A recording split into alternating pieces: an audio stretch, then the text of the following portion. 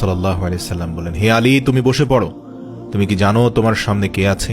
তোমার সামনে বিশ্ববিখ্যাত পালোয়ান আমর বিন মারহাব আছে, যার সঙ্গে তুমি মোকাবেলা করতে পারবে না, কেননা তুমি এর মোকাবেলাকারী নও, আর তোমার বয়সও এখনো কম।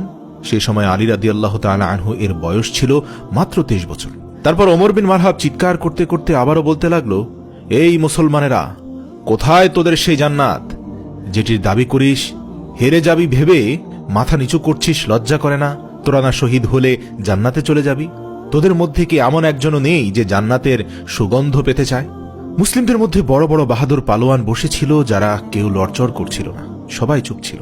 কিন্তু আবারও বসে থাকতে পারলেন না আলী রাদিয়াল্লাহু তাআলা আনহু। আবারও সোজা হয়ে দাঁড়িয়ে রাসূল সাল্লাল্লাহু আলাইহি সাল্লামের দিকে তাকিয়ে বললেন, ইয়া রাসূলুল্লাহ, আপনি শুধুমাত্র আমাকে অনুমতি দিন, আমি এই জালিম শয়তানের মুখ বন্ধ করে ছাড়ব।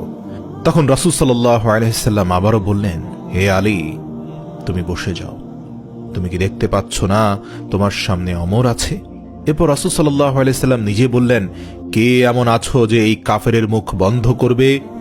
এমন কথা শুনে সবাই নিজের নজরকে নিচের দিকে রাখল, আর সবাই বলতে লাগলেন, ইয়া রাসূলুল্লাহ, আপনি কি জানেন না এই আমর বিন মারহাব এক হাতে উটের বাচ্চাকে ধরে রাখে আর অন্য হাতে শত শত শত্রুদের উপর একসাথে তরবারি চালায়? এই শয়তানের সঙ্গে কে লড়াই করতে পারবে? এরই মধ্যে হযরত আলী রাদিয়াল্লাহু তাআলা আনহু সুদৃঢ়ভাবে তৃতীয়বারের মতো দাঁড়িয়ে গেলেন আর বলতে লাগলেন, হে আমার আকা, আপনি আমাকে শুধুমাত্র অনুমতি দিন, আমি এই কাফেরের মুখ চিরতরে বন্ধ করে দেব। তৃতীয়বার বলার পর হযরত আলী রাদিয়াল্লাহু তাআলা আনহুকে রাসূল সাল্লাল্লাহু আলাইহি সাল্লাম যাওয়ার অনুমতি দিলেন। অনুমতি পাওয়ার সঙ্গে সঙ্গে হযরত আলী রাদিয়াল্লাহু তাআলা আনহু এক হাতে ঢাল, অন্য হাতে তরবারি নিয়ে আমর বিন মারহাব এর নিকট পৌঁছ